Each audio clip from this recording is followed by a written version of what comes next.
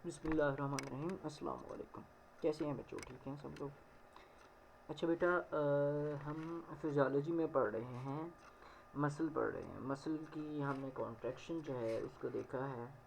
तो previous lecture में हमने मसल की कॉन्ट्रैक्शन के लिए जो स्टिमुलेशन है, नर्वस स्टिमुलेशन, उसको देखा।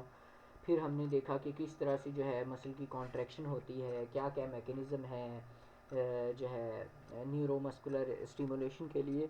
तो उसमें फिर दो मेजर उसके प्रोसेस हैं, या दो बड़े जो है उसके मरहले हैं, जिसमें एक है रेस्टिंग मेम्ब्रेन पोटेंशियल और एक एक्शन मेम्ब्रेन पोटेंशियल है। ठीक है, तो रेस्टिंग मेम्ब्रेन पोटेंशियल को उस दिन हमने डिस्कस कर लिया था कि कौन कौन से आइंस मेम्ब्रेन के अंदर कंसंट्रेशन ज़्यादा होती है, कौन कौन से आइंस की कंसंट्रेशन जो है वो मेम्ब्रेन के बाहर होती है। ठीक है जी, और इसी लेक्चर को हमने दोबारा रिज्यूम करना है, क्योंकि प्रीवियस लेक्चर में हमने जस्ट रेस्टिंग मेम्ब्रेन पोटेंशियल को पढ़ा था, और आज इस लेक्चर में हम इंशाल्लाह जो एक्टिव मेम्ब्रेन पोटेंशियल है उसको भी पढ़ेंगे। इसके साथ मैं थोड़ा सा आपको रेस्टिंग मेम्ब्रेन पोटेंशियल को भी रिवाइज़ करवा देता हूँ, ताकि आप लोगों के लिए एक्शन मेम्ब्रेन पोटेंशियल को समझना जो है वो आसान हो। तो शुरू करते हैं अपने प्रीवियस लेक्चर की रिवीजन से, जिसमें हम देखते हैं कि मसल कॉन्ट्रैक्शन है। सो मसल कॉन्ट्रैक्शन जो है उस वक्त स्टिमुलेशन होती है कि जब उसको एक नर्वस जो है एक्टिवेशन मिलती है। ठीक है ना, जब मसल को स्टिमुलेट किया जाता है तो ही मसल जो है वो कॉन्ट्रैक्शन करता है। ठीक है ना, वो फ़िज़िकल और मैकेनिकल इवेंट होता है। इसके अलावा बहुत ज़्यादा मसल के अंदर चेंजेस आती हैं। कौन कौन सी चेंजेस आती हैं वो भी हमने देखी थी, जिसमें इलेक्ट्रिकल चेंजेस थी, फ़िज़िकल चेंजेस थी। ठीक है जी, हिस्टोलॉजिकल, केमिकल और थर्मल चेंजेस थी। ठीक है जी, इलेक्ट्रिकल चेंजेस में फिर हमने देखा था कि वो इवेंट्स जो कि मसल की कॉन्ट्रैक्शन में होते हैं, जब मसल जो है वो रेस्टिंग की हालत में होता है, या रेस्टिंग जो है पोटेंशियल है मसल का। सो इलेक्ट्रिकल पोटेंशियल जब मसल रेस्ट कर रहा होता है उस वक्त जो होता है उसको हम रेस्टिंग मेम्ब्रेन पोटेंशियल कहते हैं। और इलेक्ट्रिकल चार्जेस जब मसल एक्टिवेट होता है या स्टिमुलेट होता है तो उसको हम एक्शन पोटेंशियल कहते हैं। इसके अलावा जो चीज़ हमने डिस्कस की थी वो ये हमने डिस्कस किया था कि ड्यूरिंग रेस्टिंग मेम्ब्रेन पोटेंशियल कौन कौन सी जो है वो चीज़ें होती हैं, जिसमें हमने जो चीज़ देखी थी उसमें हमने ये देखा था कि जो पोटेशियम है वो, और जो सोडियम है, इसके अलावा क्लोराइड आयंस को भी देखा था। तो इसको हम यहाँ से देखते हैं आयनिक बेसिस से रेस्टिंग मेम्ब्रेन पोटेंशियल की। So development of more positive outside and more negative inside of the cell. So resting membrane potential में क्या होता है कि बाहर की जानब पॉजिटिव चार्ज आता है, और जो मेम्ब्रेन के अंदर वाली साइड होती है उसमें ज़्यादा नेगेटिव चार्ज होता है। वो किस वजह से होता है, इसकी दो वजूहात हमने बताई थी। एक था सोडियम पोटेशियम पंप, और दूसरा था selective permeability of the cell membrane. Sodium potassium pump में हमने ये देखा था कि ड्यूरिंग रेस्टिंग मेम्ब्रेन पोटेंशियल वो क्या करता है, सोडियम को जो है और पोटेशियम को, जो सोडियम पोटेशियम पंप है वो अगेंस्ट द कंसंट्रेशन ग्रेडियंट जो है वो मूव करवाता है by the expenditure of energy, जिसको हम एक्टिव ट्रांसपोर्ट भी कहते हैं। तो सेल के अंदर जो है वो नेगेटिव चार्ज होता है, सेल के बाहर जो है वो पॉजिटिव चार्ज होता है। किस वजह से होता है इसको ज़रा मैं दोबारा आपको रिवाइज कर देता हूँ कि sodium and potassium ions are actively transported in the opposite directions across the cell membrane by means of electrogenic pumps called the sodium potassium pumps. कैसे काम करते हैं देखें, it moves the 3 sodium ions out of the cell and 2 potassium ions inside the cell using the energy from ATP. So हमने ये देखा था कि जो सोडियम पोटेशियम पंप है वो किस तरह से नेगेटिव चार्ज अंदर ज़्यादा करता है और पॉजिटिव चार्ज बाहर ज़्यादा करता है। उसमें इस तरह से है कि वो 3 सोडियम आयंस को, जिनके ऊपर पॉजिटिव चार्ज है, उनको बाहर भेजेगा। उसके बदले में सिर्फ जो 2 पोटेशियम आयंस हैं वो सेल के अंदर आते हैं। तो रिजल्टेंट हर दफ़ा जो है एक मतलब कि पॉजिटिव चार्ज बाहर की जानब ज़्यादा चला जाता है और अंदर की जानब कम आता है। तो जो टोटल नेट डिफरेंस आएगा वो इस तरह से आ जाएगा कि हर दफ़ा एक पॉजिटिव चार्ज ज़्यादा बाहर चला जाता है और अंदर नहीं आता, जिसकी वजह से जो बाहर वाली साइड है वो ज़्यादा पॉजिटिव होना शुरू हो जाती है और जो अंदर वाली साइड है मेम्ब्रेन की वो ज़्यादा नेगेटिव होना शुरू हो जाती है। इसके अलावा इसकी और भी हमने रीज़न्स जो हैं वो पढ़ी थी, जिसमें चैनल्स थे। ठीक है जी, वो चैनल्स जो हैं वो क्या करते थे कि सोडियम को बाहर ज़्यादा जो है वो भेजते थे और पोटाशियम को अंदर। फिर हमने लीक चैनल्स पढ़े और लीक चैनल्स की वजह से भी कुछ जो है मतलब कि क्लोराइड जो है और सोडियम जो है फिर अपनी हायर कंसंट्रेशन से लोअर कंसंट्रेशन की जानब जो है वो मूव करते हैं। तो इसके अलावा हमने जो इम्पोर्टेंट चीज़ें पढ़ी थी इंट्रासेलुलर सोडियम और पोटाशियम आयंस के हवाले से, वो हमने ये देखा था कि इसके अलावा जो नेगेटिव आयंस जो और बड़ी वजह है नेगेटिव आयंस की अंदर वाली साइड पे, वो हमने ये बताई थी कि सोडियम पोटाशियम के अलावा जो क्लोराइड आयंस हैं वो भी बाहर की जानब ज़्यादा होते हैं और मतलब कि सेल मेम्ब्रेन से बाहर ज़्यादा होंगे और अंदर सिर्फ पोटाशियम आयंस हो गए। ठीक है ना। तो क्लोराइड के ऊपर चूँकि नेगेटिव चार्ज होता है इसलिए और क्लोराइड की कॉन्सेंट्रेशन बाहर ज़्यादा होने से जो है वो ये फ़र्क डल जाएगा। फिर हमने कुछ ऐसी सब्सटेंसेस पढ़ी थी जिसमें हमने देखा था कि प्रोटीन्स हैं, ठीक है जी, उसके अलावा ऑर्गेनिक फॉस्फेट हैं, सल्फेट्स हैं, ठीक है ना। ये ऐसे कंपाउंड्स हैं जिनके ऊपर जो है वो नेगेटिव चार्ज होता है। ठीक है ना। So channels for some negatively charge large substances such as proteins, organic phosphate and sulfates are absent and close, so substances remain inside the cell, play a major role in the development and maintenance of the negative charge inside of the cell. तो ये भी चीज़ें थी जो कि cell के अंदर की जानब जो है वो नेगेटिव चार्ज प्रोड्यूस करती हैं क्योंकि इनके ऊपर जो है वो नेगेटिव चार्ज होता है, जैसे कि प्रोटीन है, ऑर्गेनिक फॉस्फेट हैं और सल्फेट्स कंपाउंड हैं। अच्छा, ये सारी चीज़ें थी जो कि रेस्टिंग मेम्ब्रेन पोटेंशियल में हैं, जिसमें पोटाशियम जो है वो इनसाइड ज़्यादा होगा और जो सोडियम है वो आउटसाइड ज़्यादा होगा। ठीक है ना। पोटाशियम की हायर कंसंट्रेशन जो है वो इनसाइड ज़्यादा होती है और सोडियम की जो है वो हाई कंसंट्रेशन आउटसाइड ज़्यादा होती है। आज जो चीज़ हम पढ़ेंगे वो है बेटा इसके बिल्कुल अपोजिट चीज़ है या इसके जो है वो उलट है, जिसको हम एक्शन पोटेंशियल कहते हैं। तो शुरू करते हैं अपने इस लेक्चर को एक्शन पोटेंशियल के साथ। Action potential is a series of electrical changes that occur in the membrane potential when the muscle or nerve is stimulated. So action potential कब शुरू किया जाएगा कि जब वो इलेक्ट्रिकल चेंजेस हैं जिसमें जो है जो मेम्ब्रेन है या मसल है उसको जब स्टिमुलेट किया जाएगा तो उस वक्त उसमें कौन कौन सी इलेक्ट्रिकल चेंजेस प्रोड्यूस होंगी, उसको हम एक्शन पोटेंशियल कहते हैं। सो एक्शन पोटेंशियल जो है इसको हम मेजरली दो हिस्सों में तकसीम करते हैं, एक है डीपोलराइजेशन और ये दूसरा जो है इसमें है रीपोलराइजेशन। सो डीपोलराइजेशन की जानब देखें। डीपोलराइजेशन क्या है? Depolarization is the initial phase of action potential. Action potential की ये इनिशियल फेज़ है जिसमें क्या होगा, in which inside of the muscle become positive. अच्छा बेटा, अब ये देखें कि इसमें अब उल्ट हो गया।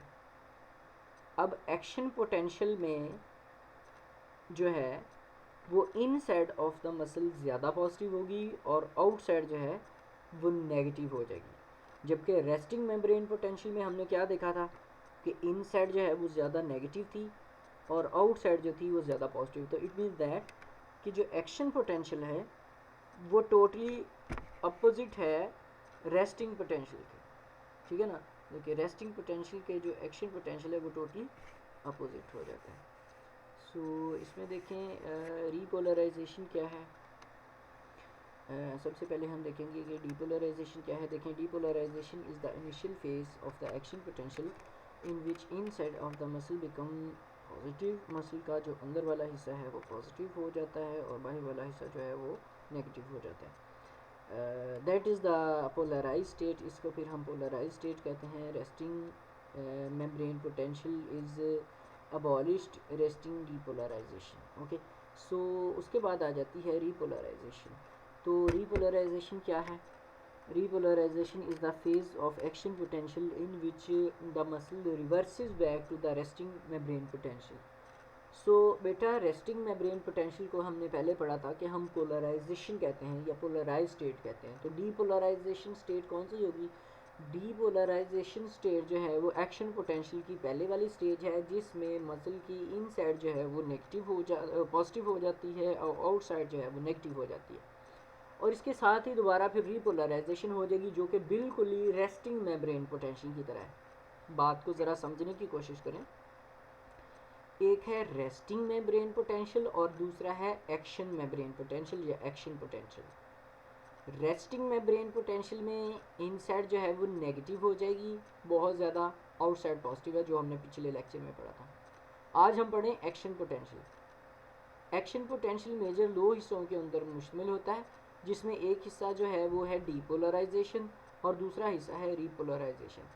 इसमें से जो डीपोलराइजेशन वाला हिस्सा है एक्शन पोटेंशियल में से, वो बिल्कुल उल्ट है रेस्टिंग मेम्ब्रेन पोटेंशियल के, जिसमें क्या होगा कि अंदर वाली साइड अब ज़्यादा जो है वो पॉजिटिव हो जाएगी और बाहर वाली साइड जो है वो ज़्यादा नेगेटिव हो जाएगी। जबकि जो दूसरा हिस्सा है एक्शन पोटेंशियल का वो है रीपोलराइजेशन। तो रीपोलराइजेशन जो है ये बिल्कुल सेम है रेस्टिंग मेम्ब्रेन पोटेंशियल के, जिसमें अंदर वाली साइड जो है वो नेगेटिव और बाहर वाली साइड जो है वो पॉजिटिव हो जाएगी। ओके होगी बात? So repolarization is the phase of action potential in which muscle reverses back to the resting membrane potential. So that is within the short time after the depolarization, the inside of the muscle becomes negative. Muscle की जो अंदर वाली side है वो क्या हो जाती है? नेगेटिव हो जाती है और बाहर वाली साइड जो है वो क्या हो जाती है? पॉजिटिव हो जाती है। सो क्या होगा? Polarize state of the muscle is reestablished. तो मसल की जो पोलराइज स्टेट है वो क्या हो जाएगी? वो दोबारा बन जाएगी, ठीक है ना? Polarize state of the muscle is reestablished. So muscle की जो पोलराइज स्टेट है वो दोबारा आ जाएगी। मतलब कि जो रीपोलराइजेशन है वो बिल्कुल ही उस जैसी है जो कि रेस्टिंग मेम्ब्रेन पोटेंशियल है, जिसको हम पोलराइज स्टेट कहते हैं। ठीक हो गया? उसके बाद है जी action potential curve. So the action potential is the graphical registration of the electrical activity that occur in an excitable tissue such as muscle after the stimulation. Action potential curve क्या है?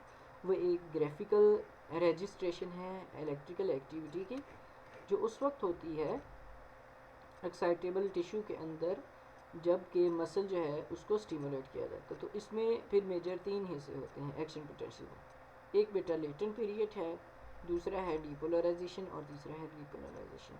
सो resting membrane potential in skeletal muscle is -90 millivolts and it is recorded as a straight base line.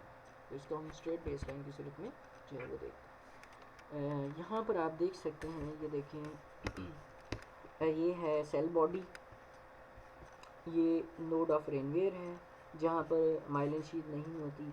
ये action potential है, इसमें अंदर वाली side जो है वो ज़्यादा पॉजिटिव हो जाएगी, ठीक है ना, और बाहर वाली साइड जो है वो ज़्यादा नेगेटिव हो जाएगी, ठीक है ना। और इसी तरह से जब ये आगे की तरफ मूव करता है तो बेटा ये वेव्स की सूरत में मूव करता है। मतलब कि यहाँ पर देखें नेगेटिव इनसाइड ज़्यादा है, पॉजिटिव आउटसाइड ज़्यादा है, और यहाँ पर आगे जो है वो फिर पॉजिटिव इनसाइड ज़्यादा हो जाएगा नेगेटिव। तो इसी तरह से ये जो नर्व इम्पल्स है वो वेव्स की सूरत में ट्रैवल करती है, negative positive negative positive negative positive, इस तरह करती करती जो है ये आगे जाती है। तो इसमें जो एक्शन पोटेंशियल है इसकी फिर आगे तीन स्टेजेस हैं, जिसमें लेटेंट पीरियड है, ठीक है ना, डीपोलराइजेशन है और रीपोलराइजेशन है। सो एक्शन पोटेंशियल की जो फर्स्ट फॉर्म है जिसको हम लेटेंट पीरियड बोलते हैं, उससे हमने आज के लेक्चर को स्टार्ट लेना है। देखें, latent period is the period when no change occur in the electrical potential immediately after applying the stimulus. Latent period कौन सा पीरियड है? लेटेंट पीरियड वो वक्त है जब मसल के अंदर जबकि कोई भी तब्दीली नहीं होती, when no change occur in the electrical potential, जबकि इलेक्ट्रिकल पोटेंशियल में कोई तब्दीली नहीं होती, immediately after applying the stimulus, कि अब हमने स्टिमुलस को अप्लाई किया है, तो स्टिमुलस अप्लाई करने के फ़ौरन बाद ही जब तक कि मसल में कोई तब्दीली नहीं होती, वो जो पीरियड है वो कहलाएगा latent period. So it is very short period with the duration of 0.5 to 1 millisecond. कितना है? 0.5 to 1 मिली सेकेंड. बहुत ही कम अरसा है.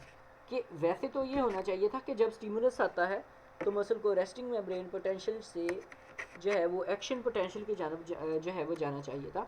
लेकिन क्या है कि अभी स्टिमुलस अप्लाई होता है तो स्टिमुलस अप्लाई होने के फ़ौरन बाद तकरीबन 0.5 से लेकर 1 मिली सेकेंड तक उसमें कोई भी तब्दीली वाकई नहीं होती. जो नर्व है वो अभी सिर्फ और सिर्फ जो है वो अपनी रेस्टिंग पोजीशन के अंदर ही होता है. ठीक है ना. तो उसमें अभी कोई भी तब्दीली वाकई नहीं होती. इसको हम लेटेंट पीरियड कहते हैं. इसमें देखें स्टिमुलस आर्टिफैक्ट्स. स्टिमुलस आर्टिफैक्ट्स क्या हैं? When a stimulus is applied, there is a slight irregular deflection of baseline for a very short period. कि जब स्टिमुलस को अप्लाई किया जाता है तो इसमें बहुत ही कम इरेगुलर डिफ्लेक्शन होगी बेसलाइन के अंदर बहुत शॉर्ट पीरियड के अंदर. सो इसको हम कहते हैं स्टिमुलस आर्टिफैक्ट. ठीक है जी. So artifacts occur when because of the disturbance in the muscle. किसकी वजह से होगी? मसल की डिस्टर्बेंस की वजह से होगी. Due to leakage of current from the stimulating electrode to recording electrode. किसकी वजह से होगी? देखिए the artifacts occur because disturbance in the muscle. Muscle के अंदर डिस्टर्बेंस की वजह से. कौन सी डिस्टर्बेंस की वजह से? Due to leakage of current. Current की लीकेज की वजह से. कहाँ से? From the stimulating electrode. Stimulating electrode से टू द इलेक्ट्रोड. क्योंकि स्टिमुलेटिंग इलेक्ट्रोड से रिकॉर्डिंग इलेक्ट्रोड के जो है दरमियान जो है लीकेज हो जाती है करंट की. इसकी वजह से आर्टिफैक्ट्स आता है. So stimulus artifacts is followed by the latent period. Stimulate artifacts के बाद क्या चीज़ शुरू हो जाएगी? लेटेंट पीरियड जो है ये शुरू हो जाएगा. ठीक है ना. सो स्टिमुलस आर्टिफैक्ट्स के बाद शुरू हो जाएगा लेटेंट पीरियड. ठीक है जी. उसके बाद है जी डीपोलराइजेशन. सो डीपोलराइजेशन क्या है? देखें depolarization starts after the latent period. Latent period के बाद फ़ौरन बाद जो है वो डीपोलराइजेशन स्टार्ट हो जाएगी. इनिशियली क्या होगा? It is very slow and muscle is depolarize. बहुत स्लो है मसल जो है इसमें डीपोलराइज होता है. तकरीबन 15 मिली वोल्ट्स इसके अंदर जो है वो चेंज आता है. So after the initial slow depolarization for 15 millivolts या up to 75 millivolts, the rate of depolarization. ठीक है ना. the rate of depolarization increases suddenly. so initial slow depolarization के बाद जो depolarization का जो रफ्तार है वो कह रहे कि increases suddenly, जल्दी से वो बढ़ जाएगी. कि initial 15 मिली वोल्ट्स या अप टू 75 मिली वोल्ट्स में उसकी जो डीपोलराइजेशन की जो पीरियड है वो बहुत कम होगा और उसके बाद जो है वो बहुत ही जल्दी से जो है वो बढ़ना शुरू हो जाएगा. So the point at which depolarization increases. देखें द पॉइंट वो वक्त एट विच जब डीपोलराइजेशन इंक्रीजेस, जब डीपोलराइजेशन जो है वो बढ़ेगी, suddenly is called the firing level. तो उस पॉइंट को हम क्या कहेंगे? फायरिंग लेवल कहेंगे. बात समझने की कोशिश करें जी. डीपोलराइजेशन स्टेट में भी शुरू में डीपोलराइजेशन इतनी जल्दी से नहीं होती, लेकिन थोड़े टाइम के बाद वो बहुत तेज़ी से सडन उसमें इंक्रीज़ आ जाएगा. तो वो पॉइंट जब उसमें सडन इंक्रीज़ आ रहा है उसको हम क्या कहते हैं? फायरिंग लेवल कहते हैं.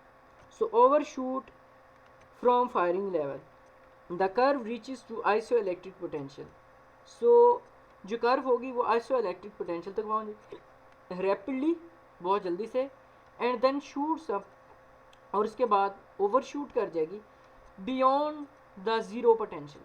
मतलब कि वो ज़ीरो पोटेंशियल से रैपिडली जाएगी और उसके बाद फिर जो है वो ओवर शूट करके ज़ीरो पोटेंशियल तक वापस आ जाएगी.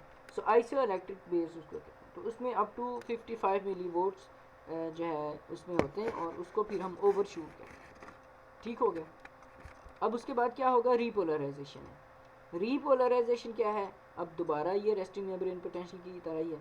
सो व्हेन डीपोलराइजेशन इज़ कंप्लीटेड, मतलब कि प्लस मतलब कि इसमें 55 मिली वोल्ट्स हैं, सो फिर रीपोलराइजेशन उसके बाद स्टार्ट हो जाती है, मतलब डीपोलराइजेशन ख़त्म हुई और उसके साथ फिर दोबारा मसल को उसकी रेस्टिंग मेम्ब्रेन वाली हालत में लेकर आना है, जिसको हम रीपोलराइजेशन कहते हैं.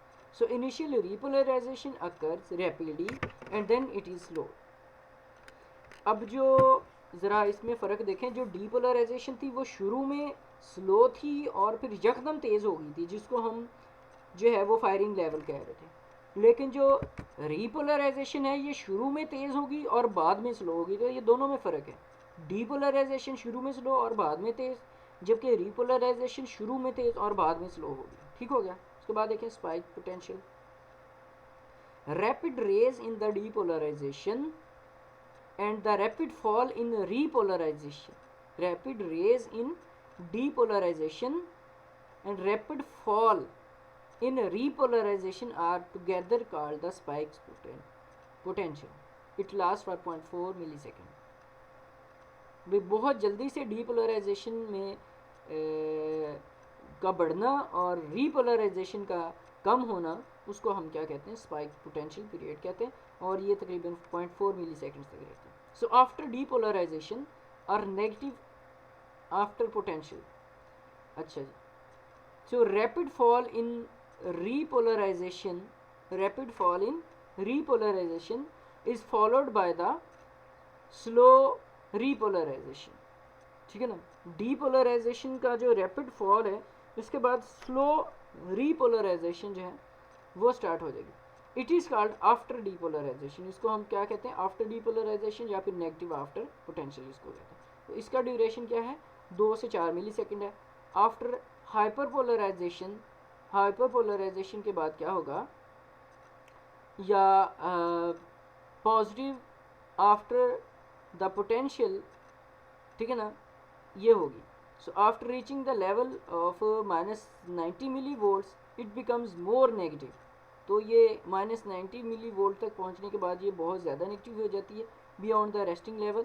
This is called the hyperpolarization. इसको फिर हम क्या कहेंगे, हाइपरपोलराइजेशन कहेंगे. बात को ज़रा समझने की कोशिश करें कि जब ये -90 मिली वोल्ट्स तक जाएगी तो इसमें नेगेटिव मोर, ठीक है ना, it becomes more negative beyond resting level. तो ये रेस्टिंग लेवल से भी ज़्यादा नेगेटिव हो जाएगी.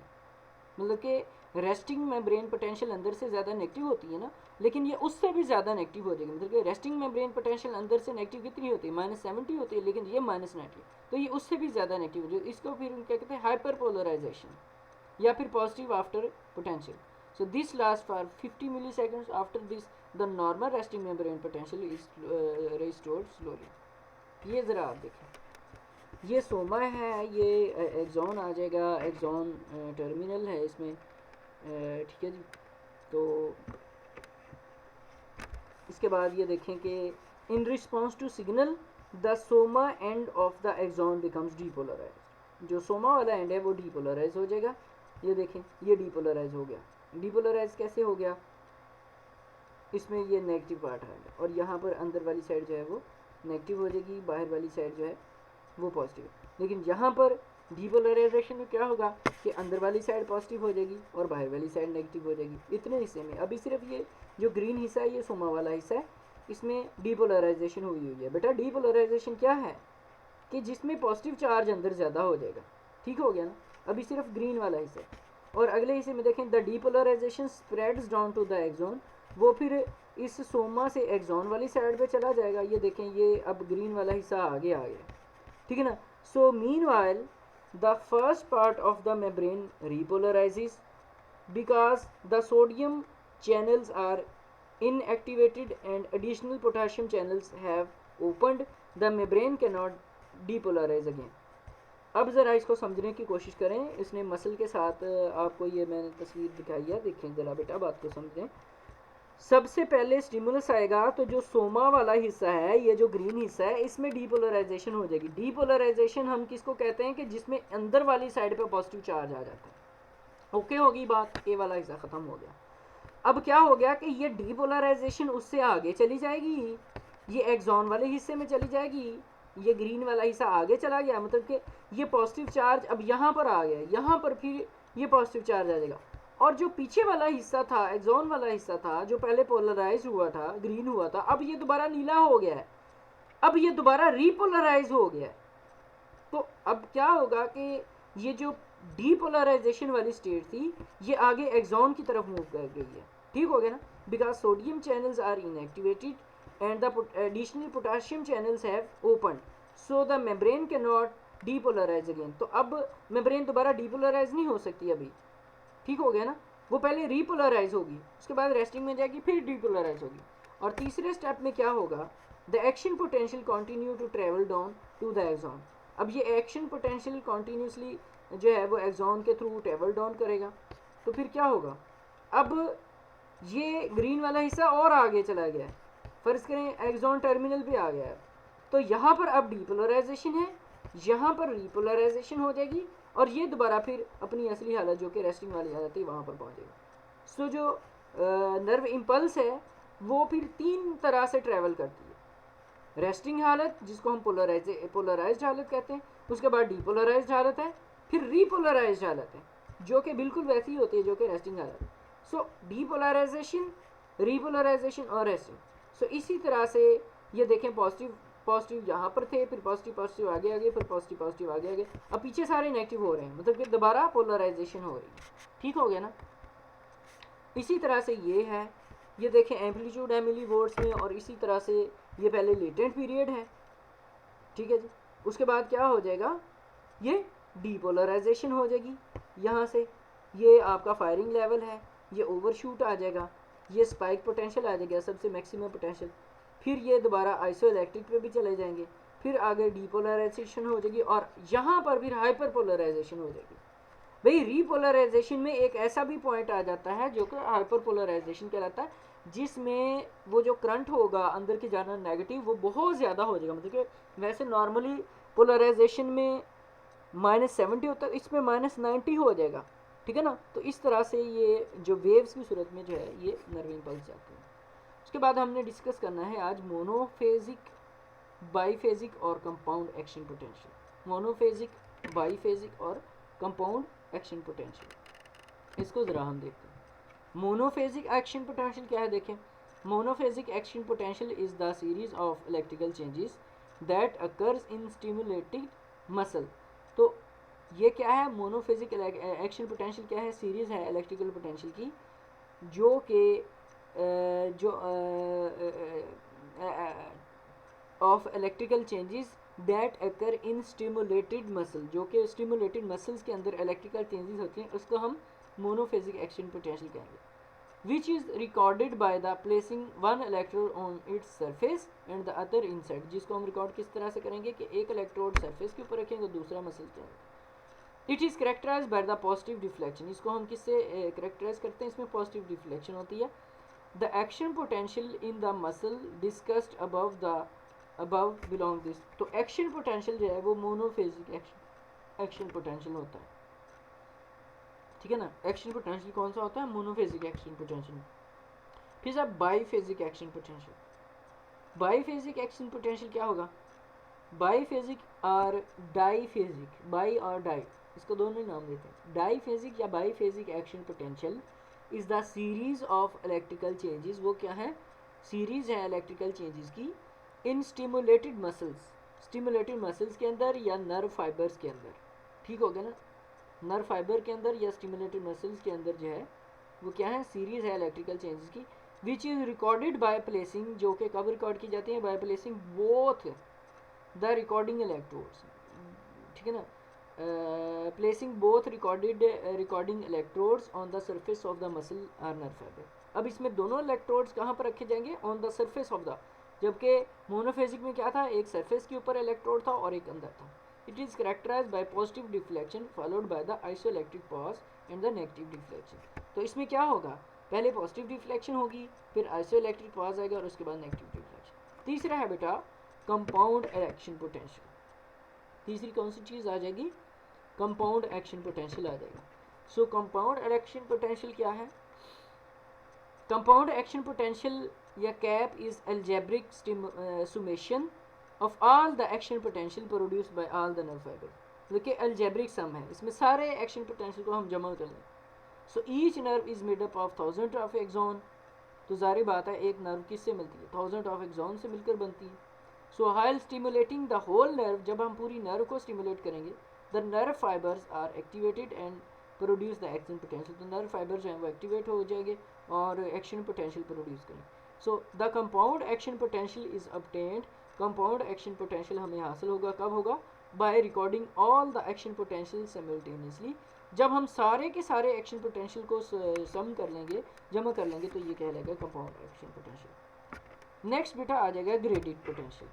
ग्रेडिड पोटेंशियल क्या है, graded potential is the mild local change in the membrane potential, ये माइल्ड लोकल चेंज है मेम्ब्रेन पोटेंशियल के अंदर, दैट डिवेल्प्स इन रिसेप्टर्स, जो कि रिसेप्टर्स में डिवेल्प होता है, सिनेप्सिस में और न्यूरोमस्कुलर जंक्शन में, जब इसको स्टिमुलेट किया। It is also called the graded potential or graded depolarization or local potential. So it is non-propagative and characterized by mild depolarization, ये non-propagative है और किसके ज़रिए characterize किया जाता है, depolarization से या hyperpolarization से। So graded potential is distinct from the action potential, तो ये action potential से मुख्तलिफ होता है, ठीक है ना। अब हम देखेंगे कि हमने अभी कहा है कि एक्शन पोटेंशियल और ग्रेडिड पोटेंशियल ये मुख्तलिफ होते हैं, कैसे मुख्तलिफ होते हैं। देखिए जो एक्शन पोटेंशियल है वो प्रोपागेटिव है, जो कि ग्रेडिड पोटेंशियल जो है ये नॉन प्रोपागेटिव, पहले तो ये फ़र्क आ जाएगा, ठीक है ना। दूसरा क्या है, long distance signal action potential में होंगे और ग्रेडिड पोटेंशियल में शॉर्ट डिस्टेंस सिग्नल होंगे, दूसरा ये फ़र्क है। तीसरा क्या है कि जो एक्शन पोटेंशियल है उसमें बोथ डीपोलराइजेशन और रिपोलराइजेशन होती है, जबकि ग्रेडिड पोटेंशियल में सिर्फ डीपोलराइजेशन होगी या फिर हाइपरपोलराइजेशन होगी, रिपोलराइजेशन नहीं होगी, ये भी फ़र्क आ गया। और चौथा इसमें जो है एक्शन पोटेंशियल ओबे करता है ऑल आर नन लॉ को। बेटा ऑल आर नन प्रिंसिपल क्या है, ऑल आर नन प्रिंसिपल ये है कि या तो सारे का सारा पॉजिटिव चार्ज आ जाएगा या फिर सारे का सारा नेगेटिव चार्ज आ जाएगा, जबकि ग्रेडिड पोटेंशियल जो है वो ओबे नहीं करता ऑल आर नन प्रिंसिपल को। सो इसके अलावा देखें जो एक्शन पोटेंशियल है उसकी सुमेशन नहीं पॉसिबल, जबकि ग्रेडिड पोटेंशियल की जो सुमेशन है वो पॉसिबल है। एक्शन पोटेंशियल में रिफ्रैक्टरी पीरियड होता है, जबकि ग्रेडिड पोटेंशियल में रिफ्रैक्टरी पीरियड नहीं होता, तो ये दोनों में फ़र्क है, ठीक हो गया, ये एमसीक्यूज़ में आता है।